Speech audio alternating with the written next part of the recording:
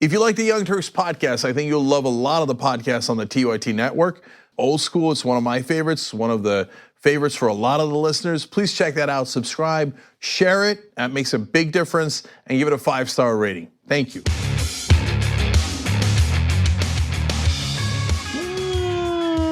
Welcome to the Young Turks.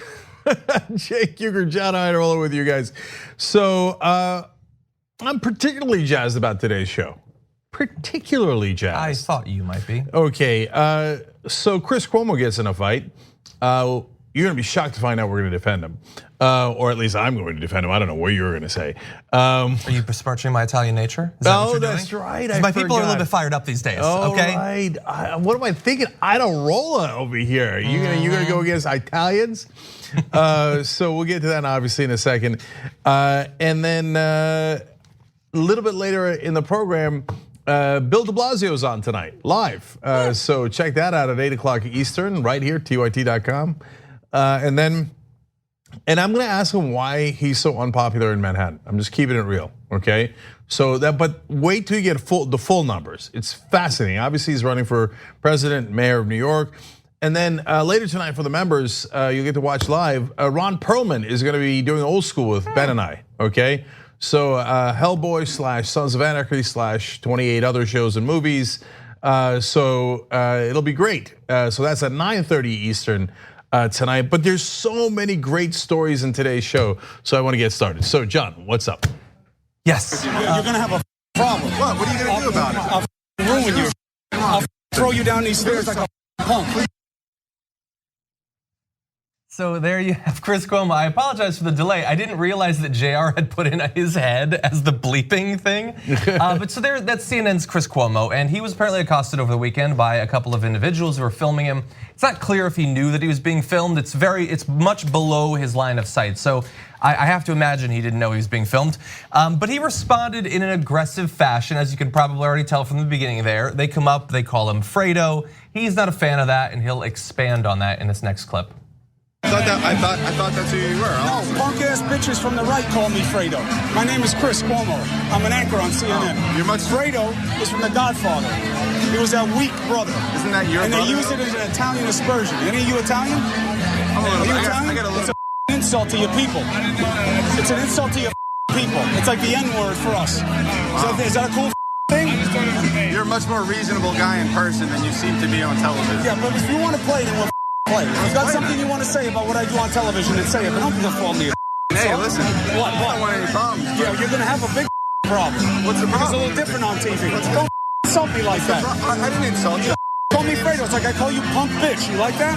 You want that to be your nickname? I didn't call you that. You called me Fredo. You know my name's not Fredo. I thought your name was. You did not think my name was Fredo. Don't be lying. You want to be a man? Stand up like a man. I'm standing up, man. You want to be a man? I'm here. I'm Own it. Then own what you said. Hey, then own what you said. Listen, man, I don't have a problem with you, man. You're gonna have a problem. What? What are you gonna do about it? I'll ruin you. I'll throw you down these stairs like a punk. Please do. Why? So you can sue? You don't want So you to.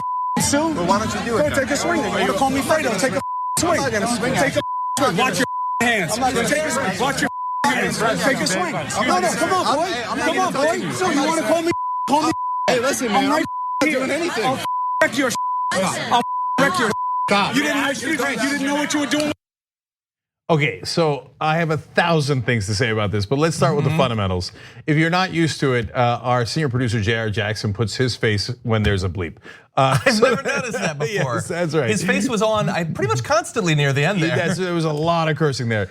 And so I'm not gonna get to say my favorite line completely because we can't curse here, but I'm going to ruin your, let's say, crap. Okay. Oh my God, I'm gonna be telling that to everybody I run into. Anyway, so the other person that from our staff that, of course, I was reminded of there was Anna Kasparian, because I knew it, and she texted me as soon as she saw the video. She's like, "I love that," and she's like, a lot of people are defending Chris Cuomo. She's like, "What do you mean defending?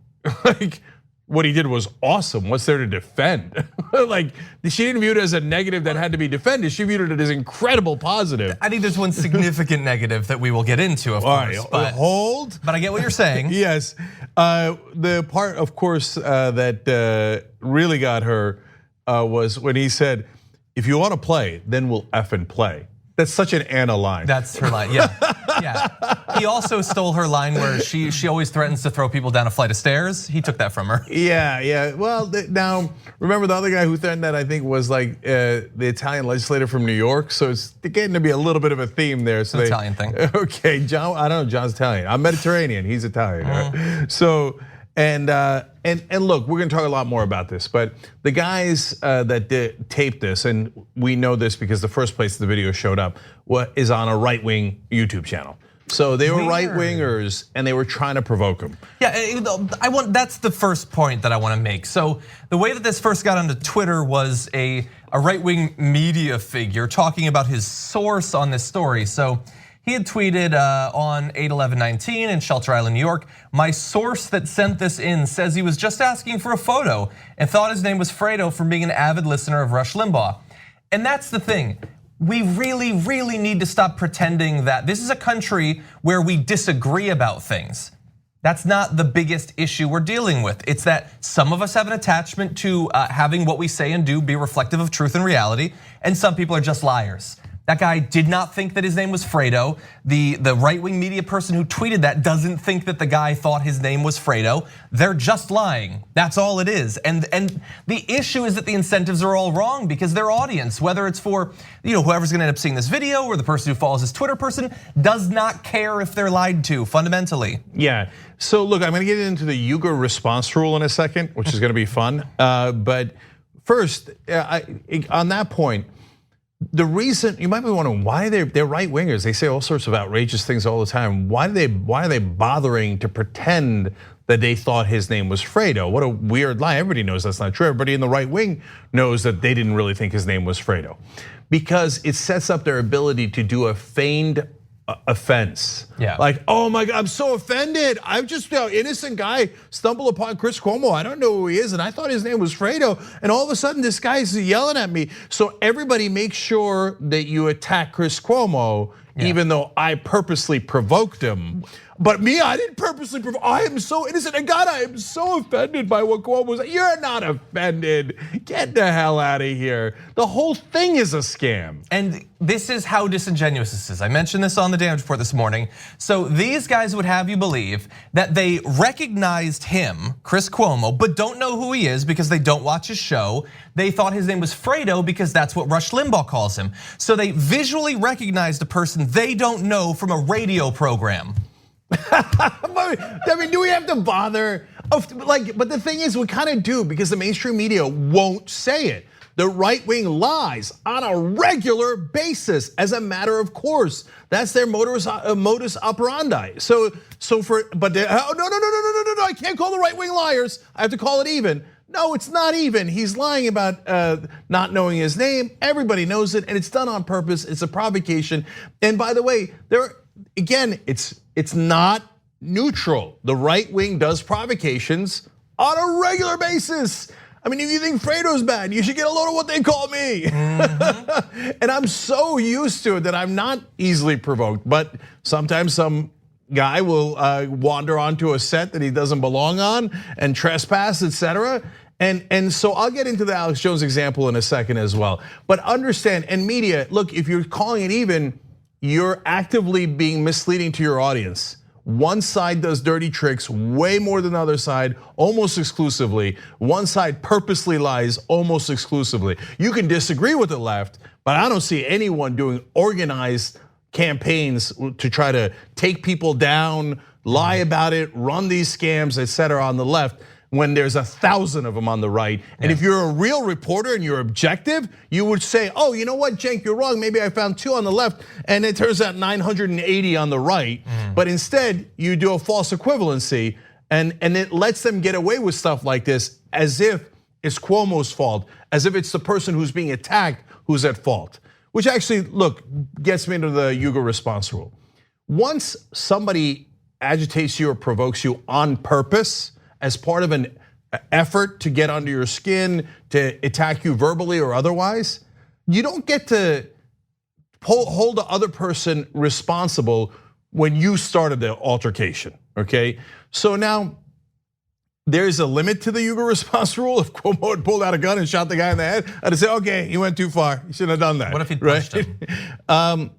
Look, I know it's a fair question, and there are lines. I'm not saying there aren't lines, and guys, please try to make sure that it's not physical.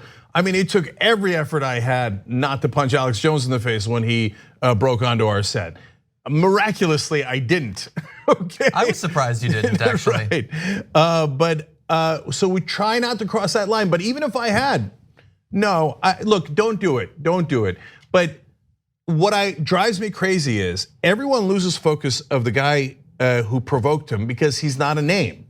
So they send out these little minions, like almost literally, right? These little minions, henchmen running around, trying to provoke everyone in the left, the center, anyone who's sane, rational, etc. And then as soon as someone is provoked by the original agitation, everybody forgets the original agitator because he's not famous. Yeah. So he's done, or even if he is famous. And all they do is fall for the right-wing scam of, well, we should blame the guy who was attacked. Yeah. So stop it. Stop blaming the guys who were attacked. Have you ever been attacked like that? Forget physically, verbally. Like maybe a couple of times in your life, maybe a bully in high school, etc. Now, imagine every single day, imagine the worst time you were ever bullied in high school. Again, me, I don't mind, man. I used to kick bullies' ass for all the time in high school. I've told those stories in the post game for our members, etc. So they're coming up, barking up the wrong tree when they come for me. But especially if you're a person who hasn't dealt with that 24/7, and somebody's attacking you and attacking you and attacking you and provoking you, then you're supposed to say things that are perfectly rational. You're not supposed to make any mistakes when you are at your most agitated. And if you make a single mistake or you say something wrong, we're supposed to hold that against you for the rest of your life? My answer to that is hell no. Well, hell no. Yeah, I don't have it held against you. I do think that keeping it together to the extent that you can is in your best interest, not only because I strive to be a literal Vulcan, but also because I don't want to give them what they want. And so I've been in situations like that. I've had cameras shoved in my face and people trying to like get under my skin and everything, and I didn't want to have to deal with more of it, and so I just didn't give it to them. Yeah, I hear you. That's the ideal. Yeah, Cuomo probably gets it a lot more, I would imagine. I imagine most of the times when he goes out, there's some, like aged frat boy who's getting in his face just like that guy. And by the way, his family was with him, and that's a whole nother level, man.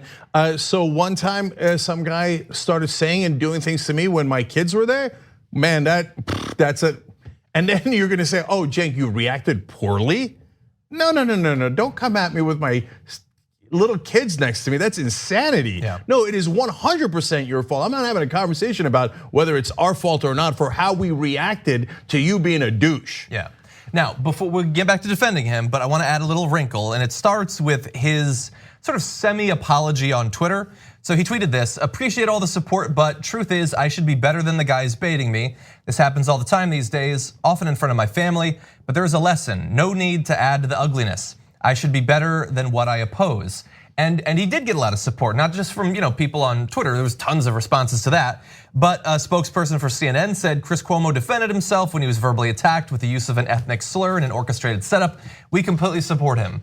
And that's why, let's just stop off briefly for my criticism, which I think I can give since I am Italian. It's not an ethnic slur. I mean, it's adjacent to an ethnic slur, but it's not. And that's how they pitched it by CNN. He said in the video, it's like the N-word for us. It's not. It's not anything like the N-word for us. It's not even the worst thing people call Italians. I could name at least a couple things that I've been called as an Italian that are way worse than Fredo. Don't do it. No, I'm not gonna do it. I'm Italian, I can say it. It's like the 5th worst thing you could call an Italian. Yeah.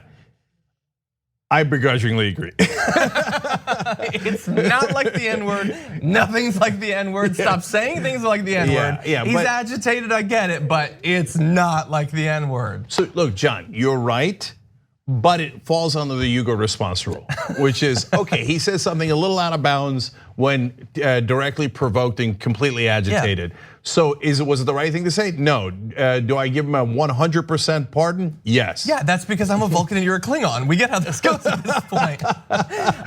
So that's where I just briefly want to be like, you only lost me there. Other than that, I get it, and in fact, I love it. Yeah, I mean, Ben then was joking around with me on text, and Ben Mankiewicz, one of our co-hosts, and he called me Kamal, like as in Kemal Ataturk, a Turkish name, right? I was like, I could list literally 1,000 things that I've been called that's worse. But you have to remember that what Cuomo is agitated about is not the particular name. And now people are all digging up any time that anybody said Fredo on CNN and blah, blah, blah. They're like, fettuccine Alfredo, does that count? Okay, so, right. It does, actually. Yeah. It's very offensive. No, that's not the point. The reason that Cuomo was so exercised is because they were trying to provoke him, and he knows that. He's with his family, he's on his own private time, and here comes these right wingers trying to agitate him and get in his face and purposely mock him. Yeah. And that's what set him off. Yeah, that's true. Right, and in that moment, he has that response. In fact, so let me just finish the thought here on the Alex Jones example. If you guys didn't see, although at this point, it's a little hard not to have seen it if you've ever gone on the internet. When Alex Jones busted onto our set in the RNC, in the Republican National Convention, he was trespassing on the set. It was actually Google's set we were doing the show on, and he brought Roger Stone with him. And in the beginning, I'm like, okay, this is annoying, but it's, what am I gonna do, right? And security doesn't exist at the Republican National Convention. It backs the thugs. And then we literally called security because they got physical, et cetera. And the cops are like, they're Republicans. I don't care. They didn't even kick them out. Yeah. So anyway, but then he put up this really offensive shirt, and that's what set me off, et cetera. Yep. And in the midst of that, I yelled at him. Again, shockingly, didn't do anything physical, although we got close. Anna said something to him that she quote unquote shouldn't have said, and the people have been criticizing her ever since. And they're like, are you gonna make her apologize? There is less than a 0% chance. Never, never, never, never. Okay. We were shockingly diplomatic. One of our members actually offered him iced tea. That's right. That's right. Jimmy Dore offered him the iced tea that was in his mouth that wound up on Alex's face. And they're like, well, I mean, are you gonna make him apologize for that? Hell no. Never, never, never. Nope. Okay, look, conservatives think that if someone steps onto your property, you're allowed to shoot them dead. And then they're gonna pretend that they're offended that this guy busts onto our set, breaks the furniture basically, throws stuff around, puts incredibly offensive stuff on our live on our air. And then you're offended somebody called him the wrong word or let go of their iced tea on his face. It was You're not offended. It was just a spit take, classic spit take. Yeah, if a liberal had done that and somebody had shot him, you'd defend him 100%. You'd be like, hey, he was trespassing. He was trespassing. Stand your ground, right? That's what you would do. Yeah. That's what you would do. So please spare me your BS so-called outrage.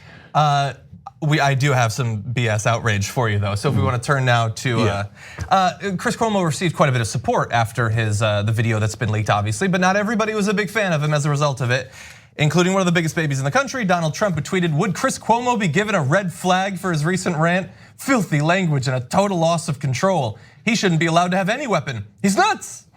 No. Hold on.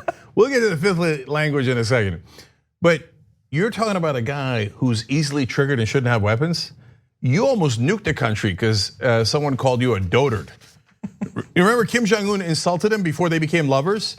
And he was like, oh yeah, my butt's bigger than your butt. I can press it anytime. You're talking about how Cuomo's triggered? You of all people? You can trigger Trump with saying almost anything.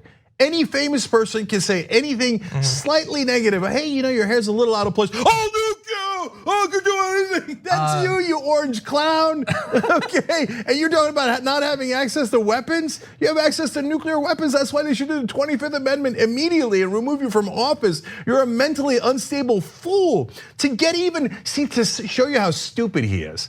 This is not the fight you want to pick if you're Donald Trump. You want to fight on your moral high ground. This is your moral low ground. I know if you could ever find it with Trump. But God, this is your particular weakness. out of many weaknesses, but like you get easily triggered. Everybody knows that. Do you want to see some examples? Yes. Well, first of all, I would say if anyone has lost control in the context of this video, it's Donald Trump, who's already selling the T-shirt Fredo Unhinged. You can take a look at this. They're already selling a T-shirt. And the crazy thing is somebody's gonna buy it, even though in 3 days, nobody's gonna be thinking about this. Who would wear that shirt? You'd look like a madman.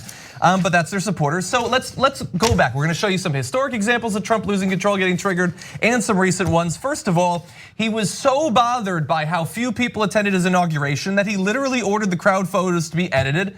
And they were edited, in fact. They were cropped to make it look like the audience was bigger, but he got over it. Except that he didn't, because he still brings it up to these days. He brought up the crowd sizes, not that crowd, but a different crowd size, to the people who just survived a terror attack like a week ago. In El Paso. Yes, exactly. Child. I mean, look, I'm gonna get to Fredo in a second. You yes, at one point, John Oliver criticized him a couple years ago, so he tweeted this. John Oliver had his people call me to ask me to be on his very boring and low-rated show. I said, no thanks, waste of time and energy. John Oliver doesn't even have politicians on his show. It's not a guest show. It never happened, but he lost his mind. He lost his mind over Broadway. He said the cast and producers of Hamilton, which I hear is highly overrated. No one's saying that. I think it's very well rated, but should immediately apologize to Mike Pence for their terrible behavior because they were rude to the vice president or whatever. A play triggered him. A play's never triggered anything. So you got that, let's see. He got made fun of on a show that, in his defense, doesn't generally mock politicians. It's called SNL. Nothing funny about tired Saturday Night Live on fake news NBC. Question is, how do the networks get away with these total Republican hit jobs without retribution? Likewise for many other shows, very unfair, it should be looked into. This is the real collusion. He accused a sketch comedy show of collusion with who? I don't know. I honestly don't know. When you get triggered by comedians doing jokes about you when you're the president of the United States, you don't get to go around talking about how other people are triggered. So now let's talk about the Fredo comment. So Fredo in the context of The Godfather, not the slur, okay? People are now saying, hey, Don Jr. tweeted about it, and isn't that ironic? Although with Eric in the picture, there is a real battle for the Fredo title. Yeah. Okay, having said that, you know who the real Fredo is? Donald Trump. Donald Trump was the dumb sibling. And Fred Trump knew it. His father was vicious, but successful and smart and savvy business person. And Donald Trump couldn't manage his way out of a wet paper bag. So his dad had to constantly bail him out, give him money, rescue him. 6 different bankruptcies, but on top of that, I remember that story where they admitted it, they confessed this and they had to pay a fine, where Donald Trump was so broke, his father went out and got millions of dollars from one of his casinos and then didn't gamble it, just so basically gifted him several $1 million, which is illegal, you can't do that, you gotta pay taxes on it, and they paid a fine on it later. But that's what he had to do, he's like, my bumbling, stupid son that I can't get rid of. What a baby, how sad. That's why Trump always says, sad baby. Remember when he used to tweet that all the time? Because that's what his dad called him. His dad thought he was Fredo. And he's like, he sent his lawyer to go down to Atlantic City, bail Fredo out again, that dumb, poor son of a bitch. And so that's what your dad thought of you. He thought you were pathetic. That's why he has such thin skin. That's why he gets triggered so easily, because he knows he's Fredo. And so that's why Trump's like, oh no, you're sad, you're the baby, not me, not like that, he said, not like that, he said. You loser, your dad gave you $413 million and you squandered it. You threw it away because you don't know anything because you're a dummy, okay? You're talking about other people being Fredo? You're lucky your family didn't have a lake. Oh, I get that reference. Okay, so let's turn to the filthy language, because I think that was his principal issue with what Chris Cuomo said. Donald Trump doesn't like dirty language. So in that tweet, he said it was filthy. Let's jump ahead to the last video. J.R. Jackson put together a little mashup of some of our president's language in recent years. Our country's going to hell.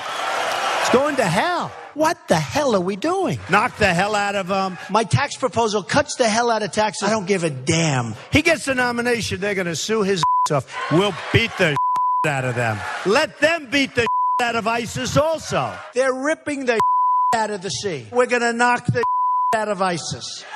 Gonna knock the out of it. Whoever the hell brought this mic system, don't the son of a to put it in, I'll tell you. You shouldn't pay the bastard. But it's political bullshit. She said he's a and you can tell them to go themselves. You're not going to raise that price. You understand? Listen, you tax you 25%. Filthy language. Come on. Look, I don't care about curses at all because we're not hypocrites and we're not little crybabies like the right wing. Where when Donald Trump did, oh, that's a tough guy, way to use curses and get the libs. You're living rent-free inside their heads. Yeah, right? And anytime anyone, liberal or otherwise, that just everyone they have, anyone who's not a monster, they have in the liberal category. Okay, for the rest of the country. Anytime somebody uses the slightest little curse word, they're like, oh, I have the vapors. I have the vapors. They used the curse word. They said hell. Okay, which one is it? Make up your mind. Look, I don't know how you live with yourselves being so incredibly stupid all the time. Like literally, they will watch a Trump tape of him cursing, be like, attaboy. They'll watch a liberal cursing. I mean, even much lower cursing. Oh my God, this is why the country's ruined. Nobody's listening to the Bible anymore. This is why the country's going to hell. Oh no, oh no, oh no. How do you live with yourself? God, how do they not see the hypocrisy? I guess that's what happens when you're not that bright. Perhaps.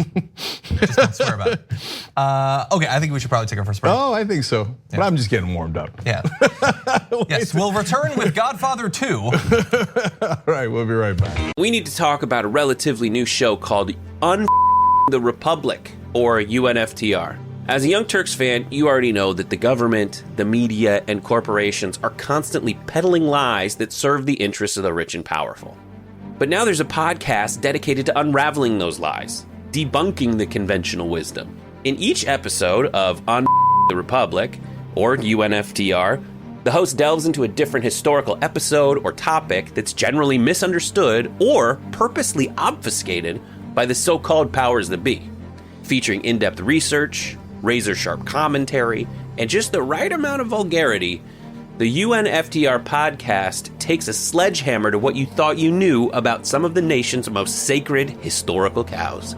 But don't just take my word for it. The New York Times described UNFTR as consistently compelling and educational, aiming to challenge conventional wisdom and upend the historical narratives that were taught in school. For as the great philosopher Yoda once put it, you must unlearn what you have learned. And that's true whether you're in Jedi training or you're uprooting and exposing all the propaganda and disinformation you've been fed over the course of your lifetime. So search for UNFTR in your podcast app today and get ready to get informed, angered, and entertained all at the same time.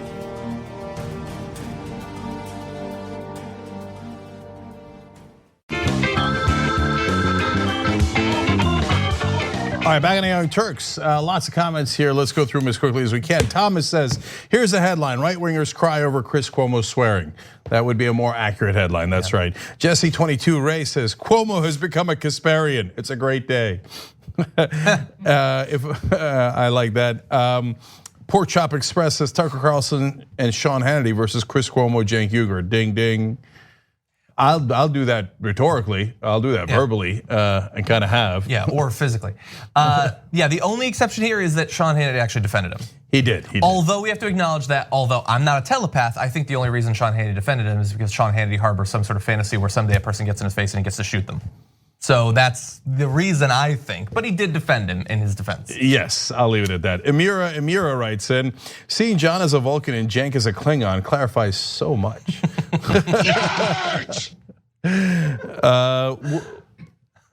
What were I don't know why I'm blanking on this. I'll constantly want to call them the Kardashians in Star Trek. I'm not a nerd. I don't know what the Cardassian Empire, I mean. Cardassian, that's what it is. So I think that in that equation, Anna would be the Cardassians. I'm going to think about that more. Okay. Anyway, Michael Napin says, John isn't a Vulcan, he's a Crusher. # boy on the bridge. As in Wesley Crusher. Get that boy off the bridge. Okay, that's a deep Star Trek reference. Okay, that's basically, as a nerd, that's like calling an Italian Fredo, basically. Don't call me Crusher, okay? I'm gonna throw you down a turbolift shaft, okay? I'm gonna find a Jeffries tube, and I'm gonna Okay. All right. Anyway, If you actually did that when you were actually agitated, that would be the greatest thing that ever happened. Like, I think that's the most intimidating a person can be. Yeah. That's thankfully well, I not will the truth. go warp drive on you right now. Yeah. But that's not anywhere near as good as the ones you did. Open up a can of transwarp conduit. Okay, you want to talk about some animals? I think I've done enough damage to myself. Ben isn't watching, is he? 'Cause Oh that my just God. would not be good for me. No, Okay, probably let's not. talk about some animals actually. Okay. And not targs. Anyway, the Trump administration's war against animals continue, this time targeting endangered and threatened species. On Monday, the US Fish and Wildlife Service and the National Oceanic and Atmospheric Administration announced they were pushing through changes to the Endangered Species Act that will, in effect, weaken protections for species and possibly give industry more leeway to develop areas where threatened animals live. So this, to me, reads like The Onion, but it's true, and they're doing it. They're coming after the ESA, the Endangered Species Act. And I wanna give you a little bit of history on the act, what it's intended to do, and what the American people think about it so far. It was passed back in 1973, and since then it's been credited with helping the rebound of the bald eagle. Literally the bald eagle. Boo, who needs it? The grizzly bear, the humpback whale, and many other species living throughout the US. About 83% of Americans, including a large majority of conservatives, support the act. And according to the US Fish and Wildlife Service, the act has prevented the extinction of 99% of the species it protects. So it is successful, it is popular, and so obviously it must go. If dogs were on the Endangered Species Act, Trump would be impeached. Oh, you should watch this morning's The Damage Report. I went through all of the different dog metaphors he uses. He thinks that, I don't know what he thinks dogs are. The way he talks, people have been fired like dogs, choked like dogs, begged like dogs. They do beg, that's the only one. Yeah.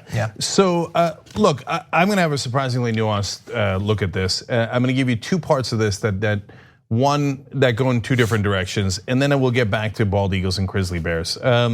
So on the one hand, one of the outrageous parts of this is they're saying that you should not take climate change into account when deciding if some species is endangered. What? Why not? Oh, you shouldn't listen to 99% of the world's scientists when we're trying to figure out a science problem.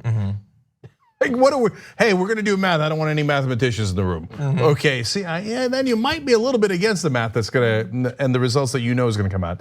On the other hand, the current law does not allow you to reference possible economic or other impacts that the rules have. I don't think that makes sense. Now, do I trust the Trump administration to do that calculus right? Of like, they're like, oh, economic consideration. My buddies get to do drilling on public lands and it kills the grizzly bears. Well, I save $5, good enough for me, right? I know that they're not gonna do that right, but I don't think it's right to never consider economic considerations. What if saving one small species or the potential of saving one small species costs us $1 trillion? Yeah, one small species, one stupid Lorax.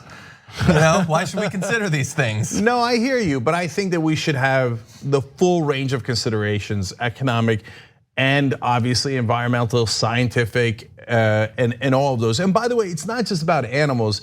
If you're one of the few Americans who don't care about animals at all, and that really is a tiny minority, because people, like, you touch their dogs and you're done for, right? That's the third rail, right? If you talk about people's dogs, you can talk terrible stuff about people's families, themselves, their kids. That's all fine and fair game. Well, they shouldn't have brought the kids here. It's their fault. Yeah, that's right. We should crush the kids. But you talk about their dog. Hey, not my dog, right? But it's not just about the animals, guys. It's also about us. If the bees go extinct, we're screwed. Yeah. Now, look, the bees are not in imminent danger, but of extinction. But they're in a lot of danger overall. We have massive problems with the bees. But the problem is talking to people who aren't smart. So you talk to the right wing, this guy, what do I care about the bees? Well, how do I help you if you're an idiot and you don't understand how science works, life works, biology works, and how we're all connected? And if the bees don't spread the pollen, we're all screwed. What do I care about bees? We're not talking the same language. So for example, look, now back to the animals. I think if you told people about, hey, do you want the bald eagles to be extinct? They'd be like, hell no, that's the symbol of American pride, et cetera. Grizzly bears, no. I'm sure they'd be shocked that there's even a possibility. But look, John already gave you the numbers. It's not complicated. 83%. They don't even know the specific animals support this law. He's going to go against it anyway. But when you talk about, for example, the new ones that are potentially on the extinct species list could go on it. Polar bears, people are like, no, that's in Coke ads. I like polar bears. I don't want them going extinct. Seals, I know seals, no. Whooping cranes, guaranteed the right wing will take whooping cranes out of the list. You'll see it later. Oh yeah, the libs want to protect whooping cranes. They're costing your jobs because of whooping cranes. Like, I know because I already saw this movie.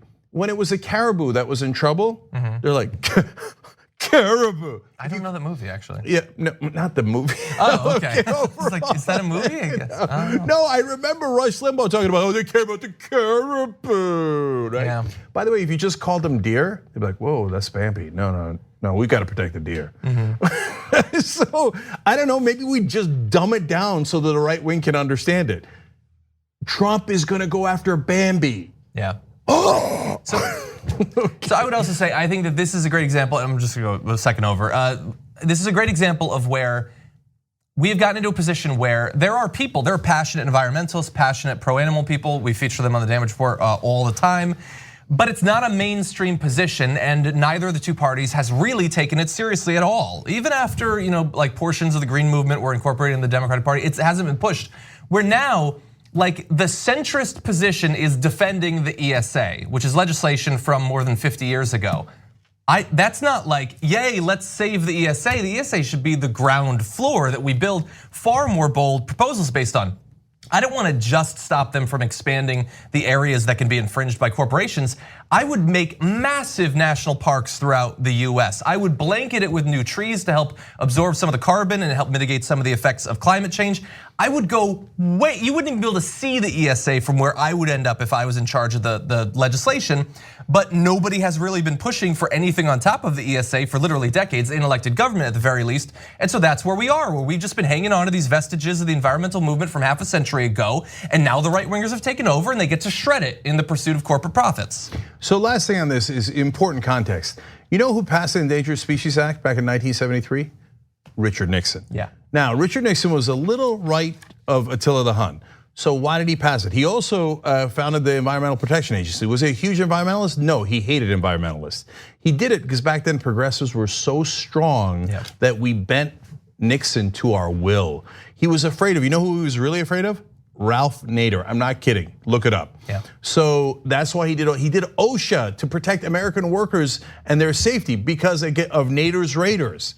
Now, why were progressives so strong back then? And now since then, as John pointed out, we haven't been able to add on to it at all. And we've been going constantly playing defense and going backwards. Because in 1976 and 1978, the Supreme Court said corporations can give money to politicians. And then we were done for. It's the corruption, stupid. That's the answer. Why would someone take away a law or damage a law that 83% of Americans are in favor of in a democracy? Because we don't have one. It's the corruption, stupid. They bought off all of our politicians because of those two Supreme Court cases. You've got to amend the Constitution to go above the Supreme Court. Wolf-pack.com. We go on our second break? You know what, ironically, that would also protect the wolves. That would be a win-win. There you go. Yeah. No wonder we called it Wolfpack. Yeah. All right, we got to take a quick break. When we come back, we have so much more for you guys, including mainstream media going after Bernie Sanders. But here's the twist. Finally, he fights back. So we'll do that when we return. At TYT, we frequently talk about all the ways that big tech companies are taking control of our online lives, constantly monitoring us and storing and selling our data. But that doesn't mean we have to let them. It's possible to stay anonymous online and hide your data from the prying eyes of big tech. And one of the best ways is with ExpressVPN. ExpressVPN hides your IP address, making your active ID more difficult to trace and sell to advertisers. ExpressVPN also encrypts 100% of your network data to protect you from eavesdroppers and cyber criminals. And it's also also easy to install. A single mouse click protects all your devices. But listen, guys, this is important. ExpressVPN is rated #1 by CNET and Wired Magazine. So take back control of your life online and secure your data with a top VPN solution available, ExpressVPN. And if you go to expressvpn.com/TYT, you can get 3 extra months for free with this exclusive link just for TYT fans. That's expressvpn.com/TYT. Check it out today. We hope you're enjoying this free clip from the Young Turks. If you want to get the whole show and more exclusive content while supporting independent media, become a member at tyt.com/join today. In the meantime, enjoy this free segment. All right, back on the Young Turks. John mentioned tree planting. Here's Seth Jones on Twitter saying, government tree planting programs have been very successful in the past. They can give citizens jobs and benefit the environment. I love seeing the giant rows of uniform trees in northern Michigan from one of these programs. I want to see that. And you're not alone. Remember the guy who loved the trees in Michigan? Mitt Romney. Remember he had that funny comment about how all the trees in Michigan. Oh, yes, vaguely. I barely remember, but he said something about how they're all the same height or something. So, or maybe he wasn't wrong. Remember when Mitt Romney seemed like a radical Republican? Anyway, Norse Valkyrie says, can I just say John has never been sexier? #nerdlife. That might be true, but that's still sad. Yeah, it's a low bar, low bar. Okay, anyway. Hammer Dan says, I know Republicans are currently endangered. Maybe that's the motivation. But then they would want to protect the Endangered Species Act. But still, I like the way you're thinking. I love this one. Theater Goddess says, Trump going after the law that protects bald eagles is personal. It's payback for the one that attacked him. That is true. That gift's been going around a lot lately. That's right. Okay, Onja, you're exactly on it. She writes, or this person writes, how many times is that iPad gonna fall? It's happened a lot. All right, anyway, different case. If anyone didn't know, the Tiffany Haddish Presents They Ready show that Ida did an episode of premiered on Netflix today.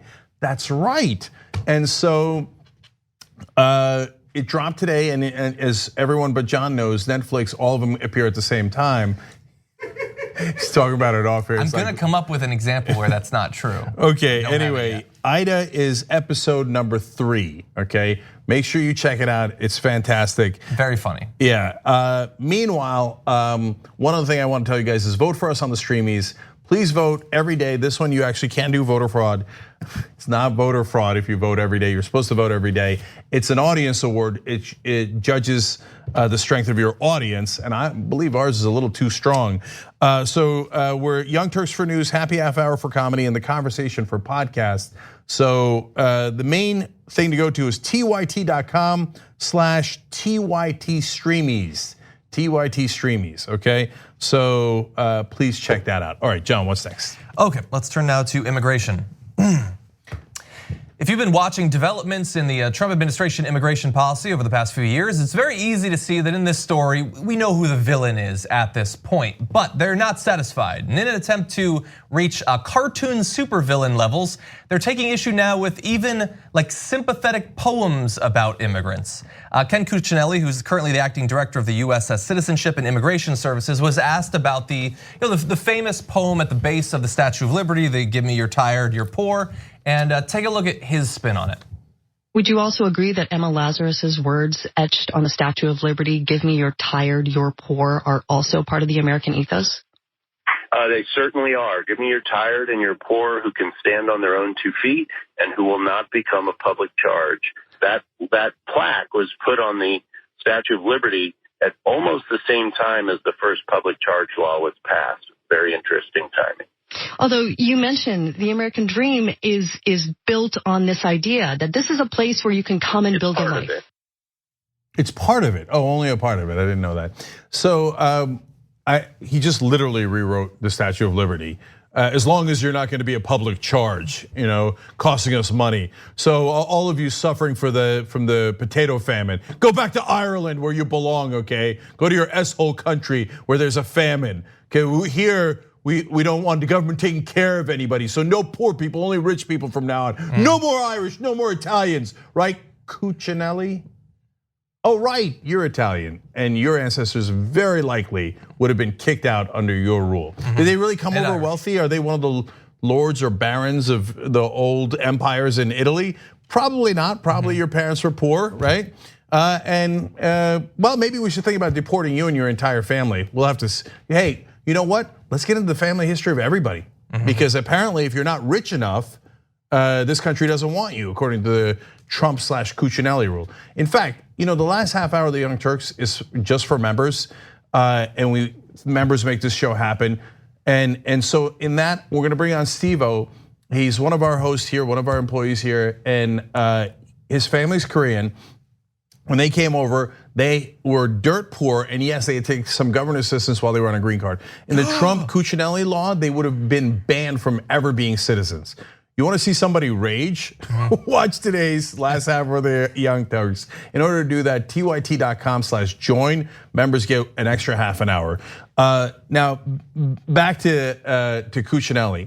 Look, this guy's deplorable through and through. If you don't remember his history, when he was in Virginia, the main law that he tried to pass unsuccessfully, but that he was known for, was to outlaw oral sex. No, surely just, in a group that he doesn't like, right? Not overall for everybody. Everybody. It didn't matter whether you're gay or straight, sodomy of all forms, including oral sex, he was trying to make it illegal in the state of Virginia. So if you had sex in that way, which I imagine is an enormous percentage of Virginia, given that it is theoretically for lovers. 7 to 9%. Okay, he would have arrested almost the entire state because he's a religious fundamentalist nut job. And now sent them to jail for 1 to 5 years. Could you imagine? Your Honor, it's true, I received oral sex. Guilty, go away for 4 years. Yeah. So insanity, The only person who, other than him, who was excited about that law was DJ Khaled was gonna move there, but didn't end up happening. Well, back then there weren't incels. Now that there's incels, they might be excited about it. Like, ooh, then no one else gets to have it too. Okay, so this is the kind of lowlife that Trump finds and fills his government with. And now, but the whole point, and one of the reasons, I love to bring up that law because it's so insane. But the second reason is he did it because, hey, I'm really religious and I'm gonna impose my religion on you. Well, I'm atheist, I can get all any kind of sex I like. No, you gotta listen to my religion. Why? Because we live in a free country? Okay, but now, Mr. Religious, all of a sudden, Jesus said if you're rich, you have better chance of passing through a camel passing through the eye of a needle than a rich man getting into heaven. Jesus was literally against the rich. Now Cuccinelli's like, if you're not rich, you're not getting into America. Okay, it's the reverse of the Jesus rule. Reverse. And he's like, well, look, Jesus loved the rich, and he only wanted the rich to come into the sacred land. Okay. Yeah. You don't believe in Christianity or religion at all. All you believe in is hate and supporting the rich donors that gave you the goddamn money in the first place. I think they think that the miracles that Jesus performed were like going up to a person with 20/20 vision and minorly increasing their acuity. Like that's not what he did. No. He was helping out the least among us, literally going to the prostitutes, the lepers, and all of that. That's who he was a fan of. No, you don't remember the parable where he goes and makes a millionaire a billionaire? That's their insane view of Jesus Christ. Read the Bible, read the Bible. And really, I know you want to talk more about the Bible, and that's totally fine, but I want to talk a little bit about pop culture because I sort of alluded to this, I joked about it in the intro, where whenever in like usually sci-fi, whenever they want to really shock your consciousness, they take an iconic symbol of America and they pervert it in a little way. In The Handmaid's Tale, they take the Washington Monument, they turn it into a cross. In the Planet of the Apes, they put an ape on the Lincoln Memorial. And here he's taking perhaps the most iconic poem that serves a function in American politics and society, and turning it as some sort of like attack against people who can't stand on their own 2 feet, like people who need a little bit of assistance. That is that level. It's like it's dystopic the way that he's approaching US government. Yeah. And he's in charge of it. This isn't a pundit. This isn't a candidate. This is the guy in charge of that process. And it's also Orwellian. So I'm gonna end on the actual poem because they've turned it on its head about, hey, we don't want any of your bums, right? So the actual poem is, give me you're tired, you're poor. Give me you're tired, you're poor, your huddled masses yearning to breathe free, the wretched refuse of your teeming shore, send these, the homeless, tempest tossed to me. I lift my lamp beside the golden door. That's America. That's America, not Cinelli's version, where it's a religious theocracy only for the rich. That's gross, and that is un-American, and that's exactly what Cinelli and Trump are. Yeah. Okay, let's go to Bernie. Let's turn to a slightly more positive politician. The media coverage of Bernie Sanders' candidacy seems very reminiscent of the 2016 media coverage of his candidacy, and it's finally gotten to Bernie, and he's responding to the way he's covered and also the general lack of coverage that he's experienced so far. Here he is talking about one particular outlet. Anybody here know how much Amazon paid in taxes last year? Yeah. See, and I talk about that all of the time, and then I wonder why the Washington Post, which is owned by Jeff Bezos, who owns Amazon, doesn't write particularly good articles about me. I don't know why. So he was immediately attacked by the Washington Post. What a twist, I didn't see that coming. They're biased though, when he attacked him. So they had a headline, Sanders accuses the Post of biased coverage due to his criticism of Amazon, cites no evidence, and then like 2 lines in they say he cited no evidence. So Martin Barron, Washington Post executive editor, said, Senator Sanders is a member of a large club of politicians of every ideology who complain about their coverage. Contrary to the conspiracy theory the senator seems to favor, Jeff Bezos allows our newsroom to operate with full independence, as our reporters and editors can attest. Okay. So really, as one example of what he's talking about, and this is not just the Washington Post, but it's a lot of mainstream coverage. Someone put together a list of all of the polls recently and how Bernie did in it.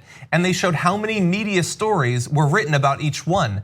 And as he did worse in the polls, the number shot up. So if he did pretty well, 1 or 2 or even 0 stories were written about it. There was one where he did really badly, 47 different articles were written about it. Let me give you specifics on that exact one. It was a Quinnipiac University poll, and there Biden was beating Sanders 32-14. That's a big range, obviously big difference. Biden significantly leading in that one poll, 47 stories written about it. Okay, look, let's be fair. There was a Democracy Corps poll right around the same time, because these polls fluctuate. That one was way closer, 31-22. In fact, that has Biden dropping, Sanders gaining. He did really well in the debate last time around, and in fact, the polls indicate that he rose on, when you go to Real Clear Politics average, the average of all the polls, he rose by 2 points. So Sanders clearly rising after the debates, that's a fact, right? And so Democracy Corps is more close to the average of the polls, where he's closing in on Biden, 31-22. So how many people wrote about that? Was it 45, was it less than the 47? Like 30, high 30s? Maybe 49, maybe more people wrote about it.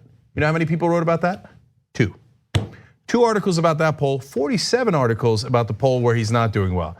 And they claim that they're like, what bias? No, we criticize all the politicians. What? No, really? If you're a mainstream media reporter, editor, publisher, it doesn't matter. And you can't see that the coverage against Bernie Sanders is more negative. Well, it's like asking a fish, how's the water? And he says, what water?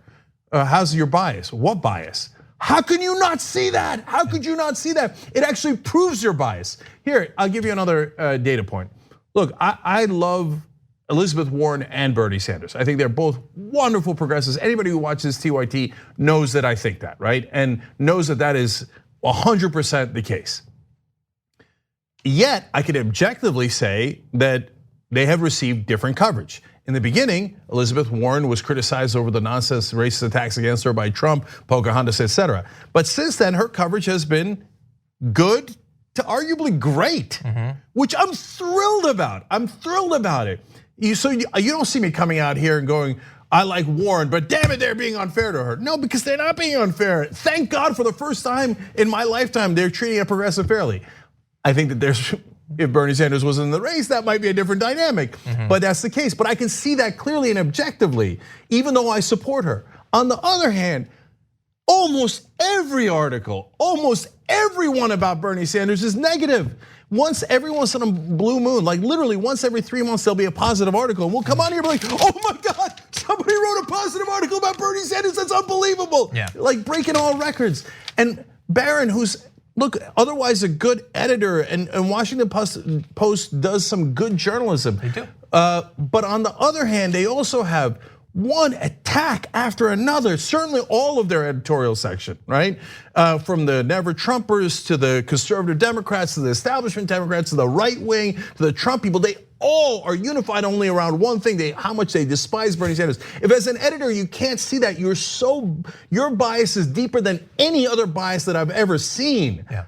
So it's about damn time Bernie fought back. I love that he's fighting back. Yeah, and we're gonna play, he responded to the criticism of his criticism. Really fast, I wanna mention though, the difficulty is when you say like, the media is biased, it's very easy for members of the media to be like, well, I'm not biased, maybe other people are, I'm not. Even Washington Post, that's a lot of different people, they would rebut the charge. But we know, even at the individual level, how difficult it is for these people who are fine, professional at their job for the most part, to see their bias. And I think you interacted with him today, actually. Nate Silver was tweeting a ton about Bernie. He really does not think that he's biased against Bernie Sanders, even though it drips from every one of his tweets. And you like Nate Silver. I generally do. Nate Silver likes numbers and nobody else does anymore, so I kind of like that. Aside from the fact that I can see that he's clearly biased against Bernie Sanders. I generally am a fan of him. I like his website. I follow their live coverage from time to time. No, but the irony was built into the tweets that Nate did today about that. He's like, oh, he thinks that the media is biased against him. I roll, ridiculous. Bernie Sanders sucks. You see how we're not biased against him? Nate, look at your tweets. I'm paraphrasing, obviously. He didn't say the sucks part, but he did do the weird eye roll thing. Yeah, he did the eye roll, but no, but the second tweet was full-blown criticism of Bernie Sanders while saying, I can't believe he thinks we're biased. Yeah. How do you not see it? You just wrote it. If look, I don't like Joe Biden as our nominee. It's not personal. As a person, he's probably a decent guy, but I call him status quo Joe. But unlike the establishment media, I don't go around pretending to be neutral. I call him status quo Joe because I don't think he's the right candidate and I'm a progressive. Whereas they go, oh no, I'm neutral. My opinion is the correct opinion, hence it is objective. And if you disagree with me, then you're biased, but I, by definition, am not biased because I think the establishment is awesome. And I write positively about almost every establishment candidate. And I despise Bernie Sanders and I spit on him 3 times a day, but you're the one who's biased. What? So look, finally, even that same Washington Post article, look at the framing. At the end, they compared him to Trump. Yeah. Yeah, I wonder. Right? And by the way, look, knuckleheads, these guys, these media reporters and publishers and stuff, and there's a lot of good guys there and they do a lot of good journalism, but when it comes to politics, they just literally cannot see how biased they are. That cloud is so thick, that groupthink is so thick in front of them. But guys, if you do this without the context, and it's not like we don't see when you say, hey, Joe Biden made a gaffe, and they're like, oh, but I guess you ignore that. No, we don't ignore that. We see it. Like, stop patronizing us when in reality you're the biased ones and can't see straight. Oh, did you know we also once criticized Gillibrand? Yes, of course we know that. But we're asking you to look at the full context. Yeah. But then you'll also write positive things about Joe Biden. You will also claim without any evidence that Joe Biden is more electable. Why? Oh, well, he appeals to the same people as Trump. But Trump's polling in the 30s. Right, so that doesn't make any sense. But you'll say it as a matter of fact, as a matter of course, without disclosing your bias. And then finally, in that headline, they say, Sanders says this, citing no evidence. Wait a minute. First of all, there was 2 different events. There was the call that John was referring to, led by his campaign, where they cited evidence, including the polling, how much coverage received, et cetera. So you can't say they didn't cite any evidence in the call. So I guess you've selectively chosen to ignore where they made their major point and take that 15-second clip out of Bernie Sanders talking about the Washington Post. But you know that's in the middle of his speech, and if you ask them for evidence, they can give you reams of evidence. The famous 16 headlines in 24 hours that the Washington Post did in 2016. And I covered it when Bernie made his announcement this time around. 4 articles about Bernie Sanders in the Washington Post, all 4 deeply negative. Some of them were editorials, some of them were articles, but I read you the exact verbiage and it was scathing. So to say in the title, cites no evidence, as if there is no evidence, and that he's a Looney Tune that's just making stuff up like Trump, and then saying, see, I'm not biased against him, is preposterous. Well, two can play that game, because the title of this video is gonna be, Amazon says he cites no evidence, but cites no evidence. Aha. And guys, we're not like the right wing. We know that Bezos owns Washington Post, not Amazon. And it doesn't have to be that Bezos comes into your newsroom and goes, okay, hey, John, you're gonna write this, and Sally, you're writing this. And remember, protect libertarians, and we wanna pay no taxes. But in the choices that you make, in the people that you hire, who gets to select the people writing the articles, who gets to select the editors, who gets to select the op-ed writers, on and on and on. And you think that doesn't filter down? And then they mentioned, oh, Bernie's being conspiratorial. And then sometimes they'll say, could it make a difference that your multi-billion-dollar organizations, now Washington Post, to be fair, is not worth that much, but overall, most of the media organizations are worth a tremendous amount of money and mostly owned by corporations. Now, in this case, Bezos owns it personally. But I say, well, their profit motive in terms of the advertisers, drug companies, oil companies, et cetera, defense contractors that advertise on cable news and the other media outlets, that could influence you. And then reporters will turn around and go, oh, that sounds conspiratorial. Like corporations want to make money. Really, do you hear yourself? Do you hear yourself? Yes, multi-billion-dollar corporations want to make money. And yes, their advertising might affect them. And maybe, just maybe, you should keep that in mind while writing headlines and picking editors so that you're more careful, not less careful. Yeah. Agreed. All right. We gotta go, but there's so much more show, okay? When we come back, Julian Castro takes a shot at Donald Trump on Fox. I love it. And evangelical voters, have they tired of Donald Trump, or are they still completely on his side? You're gonna be fascinated by that story. We'll be right back.